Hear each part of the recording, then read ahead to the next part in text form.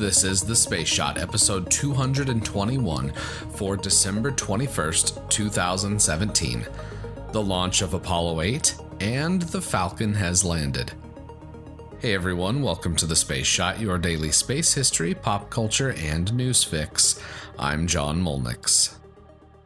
At 7:51 a.m. Eastern Standard Time on December 21st, 1968, Apollo 8 launched from Kennedy Space Center.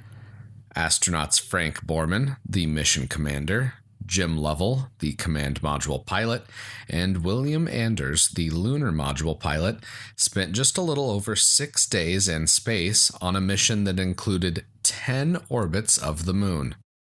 At liftoff, the Saturn V rocket produced 7.5 million pounds of thrust, and to this day is still the most powerful rocket in history.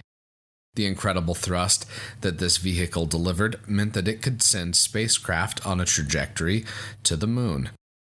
Apollo 8 was only the second human flight of the Apollo program, and it was the first mission to launch humans on board the Saturn V rocket. Apollo 8 could have been a very different mission had Apollo 7 not been such a resounding success.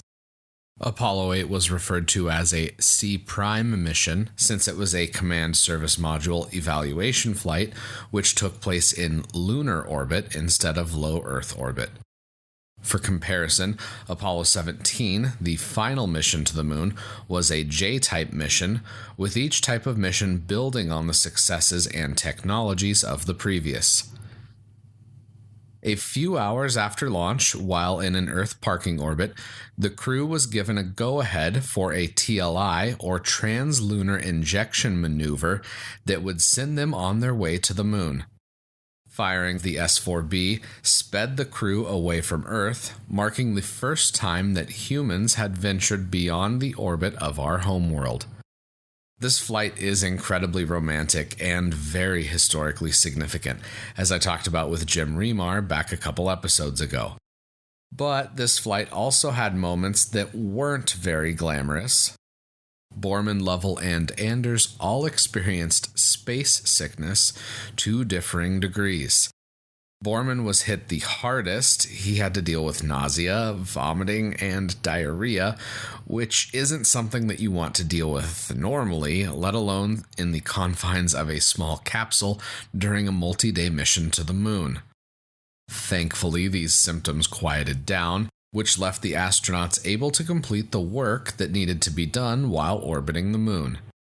As Apollo 8 moved farther away from Earth, an entirely new view of our home planet became visible to human explorers for the first time. I'll talk more about that view and the pictures that were captured over the coming days. Now, I've got a more recent piece of space history and a little bit of news. On December 21st, 2015, SpaceX landed an orbital-class booster for the first time in history. Usually, the first stages of rockets are expended and crash into the ocean, never to be used again. SpaceX has been working on reusing the first stage of the Falcon 9 rocket in order to fly more frequently and for less money than other launch providers have been able to offer. Here are a couple notable facts for the Orbcomm 2 launch that took place on this day in 2015. This flight was the 20th launch of the Falcon 9, the return-to-flight mission for SpaceX, after the CRS-7 mishap. And finally, it was the first time that SpaceX attempted to land on land instead of on one of the autonomous drone ships in the Atlantic or Pacific Ocean. 2 years ago today, I watched this webcast live, and it was an incredible thing to experience, even though it was on a live stream. Since this historic first landing 2 years ago today, SpaceX has been able to land 8 more Falcon 9 first stages at Landing Zone 1, which leaves them with a success rate of 100% for that pad.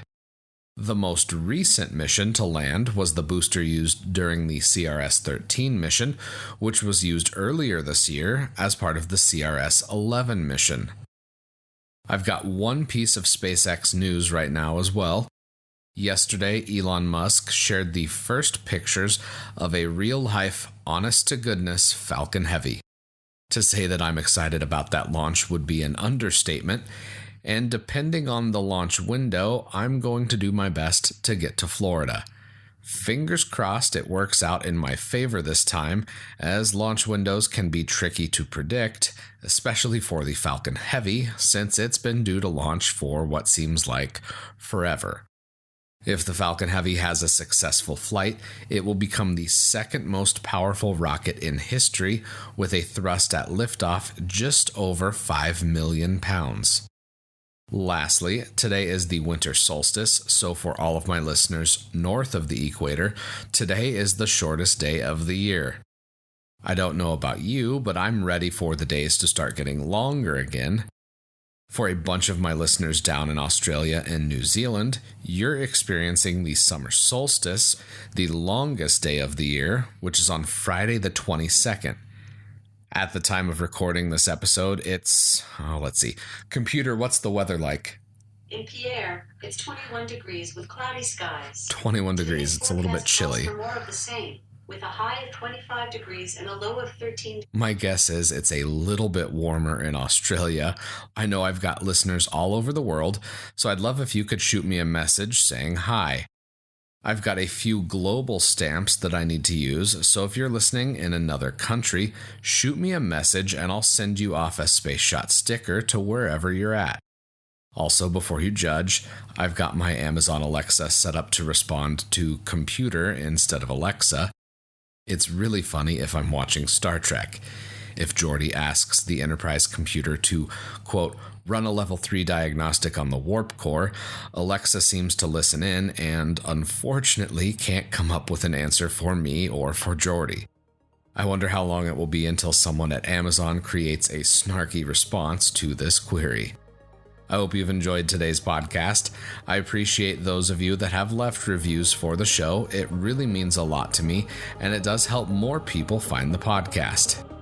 If you leave a review, screenshot it and send it to me at John Molnick's pretty much anywhere on the internet, and I'll shoot you a Space Shot sticker and a little thank you. Also, make sure you hit the subscribe button, that way you don't miss any of the daily episodes. As always, the show notes have more information on today's episode. You can hit me up on Instagram and Twitter. Find me at John Molnick's. I'm always up to chat. You can also connect with me on Facebook. Just search The Space Shot or click the link in the show notes. I'm John Molnick's, and I'll catch you on the flip side.